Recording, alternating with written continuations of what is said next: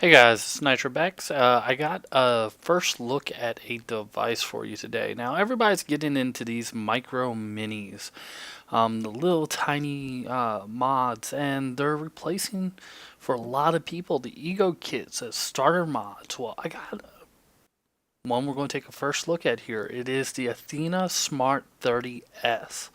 Let's go down to the desk. Now this is the box that it comes in.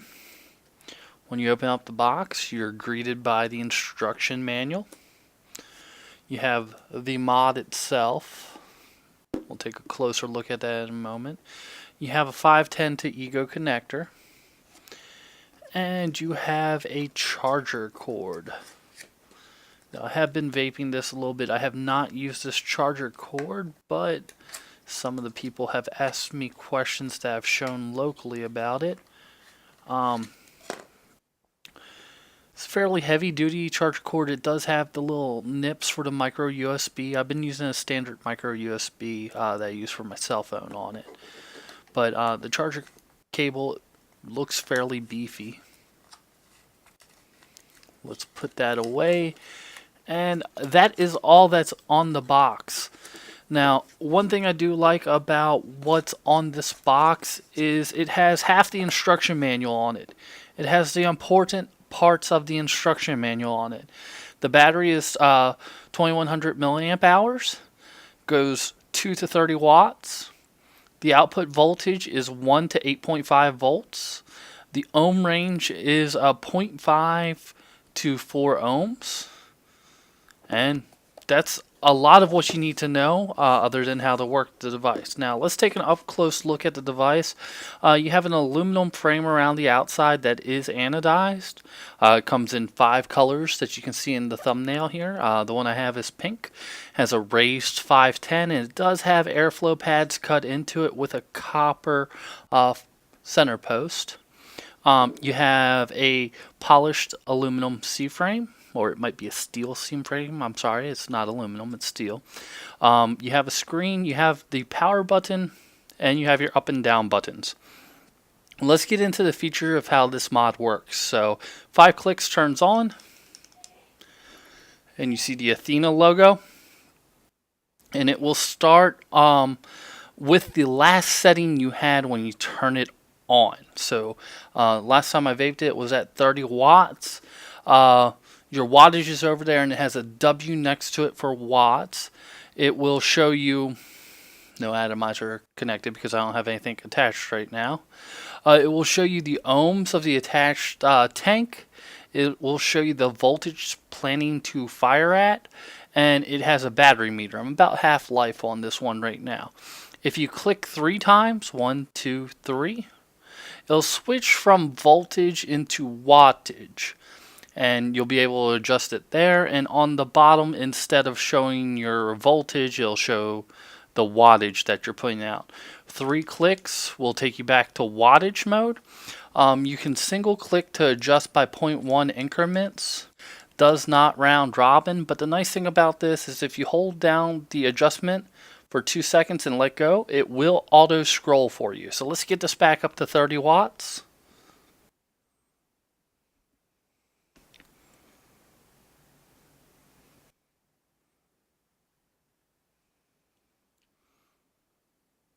It's auto scrolling.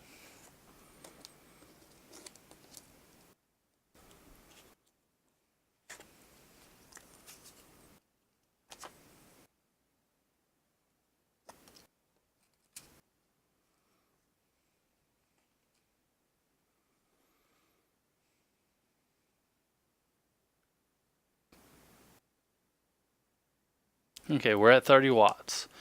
On the bottom is where your charger hooks up. Now the manual specifically says do not vape while charging.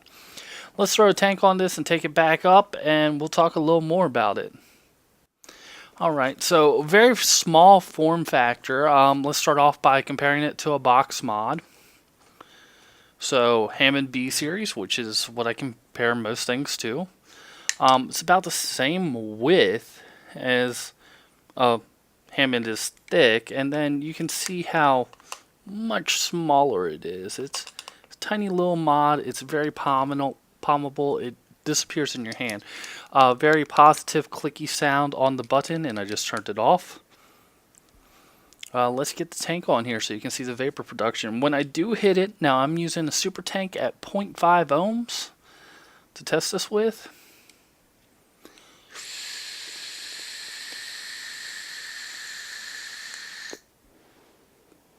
It does feel like a true 30 watt. I've been able to run it 2,100 milliamp hours. I'm getting 6-7 hours of vape time at the maximum setting on the minimum ohm. So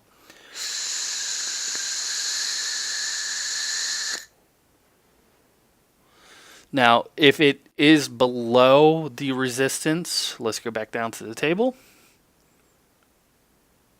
If it's below the resistance, so I do have a build here that is way too low for it, that I run on my mechanicals. So this is definitely below 0.5. It will say no atomizer attached, even though it's making connection. So it will not even attempt to fire it and stress the battery if it's too low.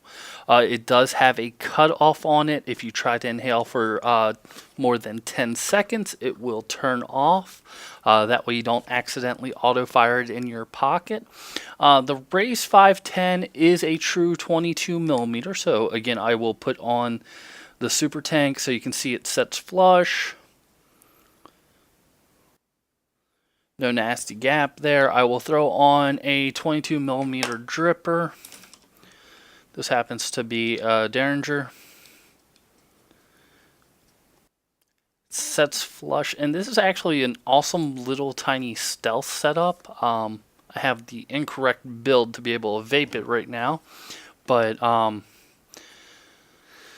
if you're looking for a very small pocket-friendly palmable stealth mod at 30 watts, put a nice 0.5 ohm on a Derringer, and there you go. So this has been a look at the Athena Smart 30S. Overall thoughts on it. It feels very solid. It's extremely small and convenient to fit into your hand. It does feel good in your hand. It is more finger fire than thumb fire. When I thumb fire it, I feel like I'm holding it weird. So just wrap your finger around it.